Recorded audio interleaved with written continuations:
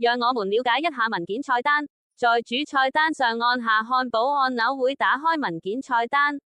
與大多數應用不同，打開文件選項會打開一個對話框，允許我們保存文件、導出圖片和加載文件。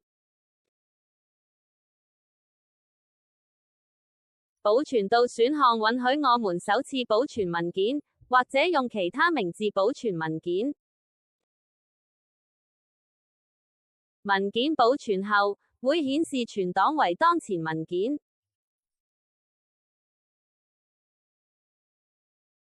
導出圖片選項會打開一個對話框，讓你導出圖紙。你可以選擇導出有背景或不帶背景的圖紙。你可以使用深色模式。嵌入場景尚未支持，但你可以選擇將圖像導出到不同的比例尺。有3種導出選項 ：PNG 圖片、矢量圖形文件，以及複製到剪貼板。如果選擇了一個或多個對象，只有選中部分會被導出。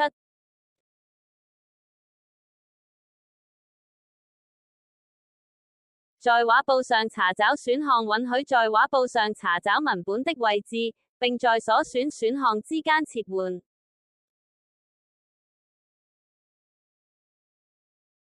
點擊幫助選項會彈出一個對話框，顯示所有鍵盤快捷鍵。重置畫布選項會清除畫布上的所有物體。